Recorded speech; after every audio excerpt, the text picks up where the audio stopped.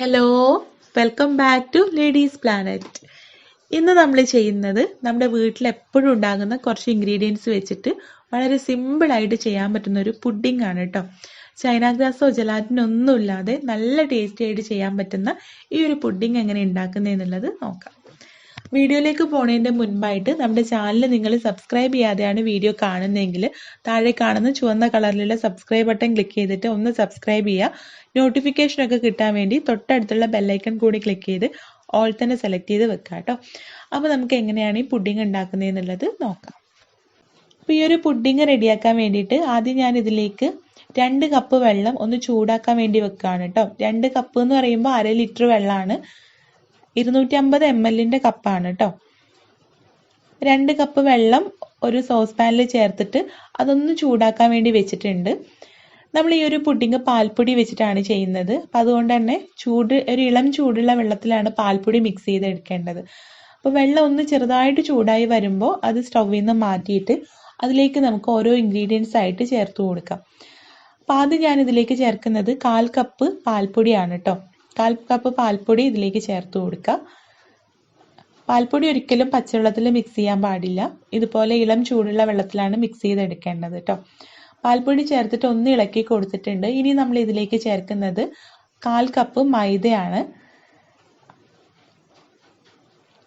മൈദ കൂടെ ചേർത്തിട്ട് ഒന്നുകൂടെ മിക്സ് ചെയ്തെടുക്കുക. ഇനി ഇതിലേക്ക് 2.5 ടേബിൾ സ്പൂൺ കോൺഫ്ലോർ ആണ് കേട്ടോ ചേർക്കുന്നത്. കോൺഫ്ലോർ എപ്പോഴും മൈദയേക്കാൾ കുറച്ചായിട്ട് ചേർത്ത് കൊടുക്കണം. കോൺഫ്ലോർ അധികമായി പോയാൽ നമ്മുടെ പുഡിംഗ് ഒരു വലിയൊരു ടേസ്റ്റ് ഉണ്ടാവില്ല, ഒരു പൊടി ആയിട്ടുള്ളൊരു ടേസ്റ്റ് ആയിരിക്കും.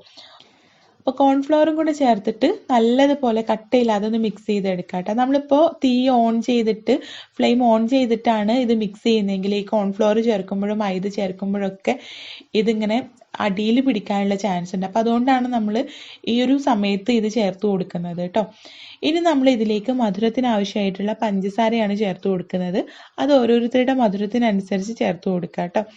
ഞാനിവിടെ ആദ്യം ഒരു 1/4 കപ്പാണ് ചേർത്തത്. പിന്നീട് മധുരം കുറവായിട്ട് ഇപ്പോൾ ഒരു 2 ടേബിൾ സ്പൂണും കൂടെ ചേർത്തിട്ടുണ്ടായിരുന്നു കേട്ടോ. അത് ഓരോരുത്തരുടെ മധുരത്തിനനുസരിച്ചിട്ട് ചേർത്ത് കൊടുക്കുക. ഇനി നല്ലൊരു ഫ്ലേവറിന് വേണ്ടിയിട്ട് 1/2 ടീസ്പൂൺ വാനില എസൻസും കൂടെ ചേർത്തിട്ടുണ്ട്. ഏലക്കാപ്പൊടി ആയാലും കുഴപ്പമൊന്നുമില്ല. വാനില എസൻസിന് പകരം ഏതെങ്കിലും ഒരു ഫ്ലേവർ ചേർക്കാം കേട്ടോ. അപ്പോൾ ഇനി നമുക്കിത് സ്റ്റൗവിലേക്ക് മാറ്റിയിട്ട് നമുക്കിതൊന്ന് കുറുക്കിയെടുക്കണം.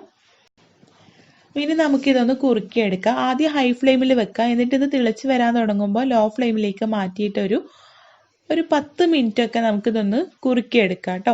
നല്ലതുപോലെ കുറുക്കിയെടുക്കണം. അപ്പോൾ ഇത് നല്ലപോലെ കുറുകി വന്നിട്ടുണ്ട്. നമുക്ക് ഫ്ലെയിം ഓഫ് ചെയ്ത് കൊടുക്കാം. എന്നിട്ട് നെയ്യ് തടവിയിട്ടുള്ള ഇതുപോലെ ഒരു പാത്രത്തിലേക്കാണ് കേട്ടോ ഞാൻ മാറ്റുന്നത്. നമ്മൾ ഇതിലേക്ക് ചൈന ഗ്രാസും ജലാറ്റിനും ഒന്നും ചേർക്കുന്നില്ല. അപ്പം അതുകൊണ്ട് തന്നെ നമുക്കറിയാം ചൈന ഗ്രാസും ജലാറ്റിനും ചേർത്താലാണ് നല്ല കട്ട് ചെയ്തെടുക്കുന്ന പാകത്തിലുള്ള പുഡിങ് കിട്ടുക. ഇതുപോലെ കോൺഫ്ലോറും മൈദയൊക്കെ ചേർത്തിട്ടാണെങ്കിൽ സ്പൂൺ വെച്ചിട്ട് ഇങ്ങനെ കോരിയെടുക്കുന്ന പാകത്തിലായിരിക്കും. അപ്പം അതുകൊണ്ട് തന്നെ നമ്മുടെ ഇഷ്ടത്തിനനുസരിച്ച് സെറ്റ് ചെയ്തെടുക്കാം കേട്ടോ. നിങ്ങൾക്കിനി പുഡിങ്ങിൻ്റെ ചെറിയ ചെറിയ ബൗൾ ഉണ്ടെങ്കിൽ അതിൽ നേരിട്ട് സെറ്റ് ചെയ്തിട്ട് അങ്ങനെ സെർവ് ചെയ്യാനും പറ്റും. അല്ലെങ്കിൽ ഇതുപോലെ വലിയൊരു ട്രെയിൽ ഒഴിച്ചിട്ട് സെറ്റ് ചെയ്തെടുക്കുക. ഞാനിവിടെ ഇതുപോലെ ഒരു പുഡിംഗ് ട്രെയിൽ ഒഴിച്ചിട്ടാണ് ഇത് സെറ്റ് ചെയ്യുന്നത്. ഇതുപോലെ ഒരു പുഡിംഗ് ട്രെയിലേക്ക് ഇത് മാറ്റിയിട്ടുണ്ട്. ഇനി ഈ പുഡിങ്ങിന്റെ മുകളിൽ ഒഴിച്ചു കൊടുക്കാൻ വേണ്ടിയിട്ട് കുറച്ച് ചോക്ലേറ്റ് ഗണാഷ് ഉണ്ടാക്കുന്നുണ്ട് കേട്ടോ. അതിന് വേണ്ടിയിട്ട് ഒരു സോസ് പാനിലേക്ക് 2.5 ടീസ്പൂൺ കൊക്കോ പൗഡർ ചേർത്ത് കൊടുക്കാം. ചോക്ലേറ്റ് ഇല്ലാതെ ഉണ്ടാക്കാൻ പറ്റുന്ന ഒരു ചോക്ലേറ്റ് ഗണാഷാണ് കേട്ടോ. ടീസ്പൂൺ ആണ്. 2.5 ടീസ്പൂൺ കൊക്കോ പൗഡർ ചേർത്ത് കൊടുക്കാം. ഇതിലേക്ക് 3 ടേബിൾ സ്പൂൺ പഞ്ചസാര ചേർത്ത് കൊടുക്കാം. ഇതിലേക്ക് ഒരു 2 ടേബിൾ സ്പൂൺ കോൺഫ്ലോറും കൂടെ ചേർത്ത് കൊടുക്കാം.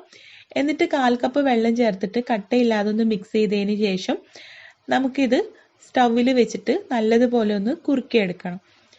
അപ്പം ആദ്യം കട്ടയില്ലാതെ കോൺഫ്ലോറും കൊക്കോ പൗഡറും ഒക്കെ നല്ലതുപോലെ ഒന്ന് മിക്സ് ചെയ്തെടുക്കാം കേട്ടോ. നല്ലതുപോലെ മിക്സ് ചെയ്തെടുത്ത് കഴിഞ്ഞാൽ സ്റ്റൗവിലേക്ക് മാറ്റിയിട്ട് ആദ്യം ഹൈ ഫ്ലെയിമിൽ വെക്കുക. എന്നിട്ട് ഇത് ജസ്റ്റ് ഒന്ന് ചൂടായി ഇങ്ങനെ തിളക്കുന്ന പോലെ വരുമ്പോൾ വെരി ലോ ഫ്ലെയിമിലേക്ക് മാറ്റിയിട്ട് നല്ല പോലെ ഒന്ന് കുറുക്കിയെടുക്കാം. അപ്പം നമുക്ക് നല്ല തിക്കായിട്ടുള്ളൊരു ഗണാഷാണ് കേട്ടോ വേണ്ടത്. അപ്പം അതുകൊണ്ട് തന്നെ നല്ല പോലെ ഒന്ന് തിക്കാക്കി എടുക്കുക. അപ്പോൾ ഇത്രേ ഉള്ളൂ, നമ്മുടെ ചോക്ലേറ്റ് ഗണാഷ് ഇവിടെ റെഡി ആയിട്ടുണ്ട്. ഇനി നമ്മളിവിടെ സെറ്റ് ചെയ്യാൻ വെച്ചിട്ടുള്ള ഈ ഒരു പുഡിംഗ് ഇല്ലേ അതിൻ്റെ മുകളിലായിട്ട് ഞാനിവിടെ കുറച്ച് കാഷ്നട്ട്സും ബദാമും ഒന്ന് ക്രഷ് ചെയ്തെടുത്തിട്ടുണ്ട്. അത് ഇതിൻ്റെ മുകളിലായിട്ട് ഇട്ട് കൊടുക്കാം. ഇനി ഇതിൻ്റെ മുകളിലായിട്ട് ഈ ഒരു ചോക്ലേറ്റ് ഗനാഷ് കുറേശ്ശെ ആയിട്ട് ഒഴിച്ചു കൊടുക്കുന്നുണ്ട് കേട്ടോ. ഇത് അധികം അങ്ങോട്ട് തിക്കായിട്ടില്ല കേട്ടോ. നമ്മുടെ ഇഷ്ടത്തിനനുസരിച്ച് ചെയ്തു കൊടുക്കുക. അപ്പൊ ഇങ്ങനെ ഈ ഒരു നട്ട്സും ഈ ഒരു ചോക്ലേറ്റ് ഗനാഷും കൂടെ വരുമ്പോൾ നല്ല ടേസ്റ്റ് ആണ് കേട്ടോ. നമ്മൾ സ്നിക്കേഴ്സ് ഒക്കെ കഴിക്കുമ്പോൾ നമുക്കറിയാലോ നല്ലൊരു ടേസ്റ്റ് അല്ലേ. അപ്പൊ ആ ഒരു ടേസ്റ്റ് കിട്ടാൻ വേണ്ടിയിട്ടാണ്. അപ്പൊ ഇനി നമുക്ക് ഈ ഒരു പുഡിങ് 2 മണിക്കൂർ നേരം ഫ്രിഡ്ജിൽ വെച്ചിട്ട് എടുക്കാം. അതിനുശേഷം നമുക്ക് ഇഷ്ടമുള്ള രീതിയിൽ സെർവ് ചെയ്യാം. അപ്പൊ ഇതാ നമ്മുടെ പുഡിങ് ഇവിടെ റെഡി ആയിട്ടുണ്ട്. പറഞ്ഞ പോലെ തന്നെ ഇതിലേക്ക് നമ്മൾ ജെലാറ്റിനും ചൈന ഗ്രാസും ഒന്നും ചേർക്കാത്തതുകൊണ്ട് തന്നെ ഇത് കട്ട് ചെയ്തെടുക്കുന്ന ആ ഒരു പാകത്തിൽ അത്ര പെർഫെക്റ്റ് ആയിട്ട് നമുക്ക് കട്ട് ചെയ്തെടുക്കാൻ പറ്റൂല. സ്പൂൺ വെച്ചിട്ടൊക്കെ കോരിയെടുക്കുന്ന ആ ഒരു പാകത്തിലായിരിക്കും കേട്ടോ ഉണ്ടാവുക. അതുകൊണ്ട് തന്നെ ചെറിയ ബൗളിൽ വേണമെങ്കിൽ അങ്ങനെ നിങ്ങൾക്ക് സെറ്റ് ചെയ്തെടുക്കാം. നല്ല ടേസ്റ്റി ആയിട്ടുള്ളൊരു പുഡിംഗ് ആണ് കേട്ടോ. തീർച്ചയായിട്ടും നിങ്ങൾ ട്രൈ ചെയ്ത് നോക്കണം. നിങ്ങൾ ട്രൈ ചെയ്ത് നോക്കുന്ന സമയത്ത് ഫീഡ്ബാക്ക് അറിയിക്കാൻ മറക്കരുത്. അതുപോലെ വീഡിയോ ഇഷ്ടമായിട്ടുണ്ടെങ്കിൽ ലൈക്ക് ചെയ്യാനും ഷെയർ ചെയ്യാനും ചാനൽ ഇതുവരെ സബ്സ്ക്രൈബ് ചെയ്തിട്ടില്ലെങ്കിൽ സബ്സ്ക്രൈബ് ചെയ്യാനും മറക്കരുത് കേട്ടോ. അപ്പോൾ നമുക്ക് അടുത്ത നല്ലൊരു വീഡിയോ ആയിട്ട് കാണാം. താങ്ക്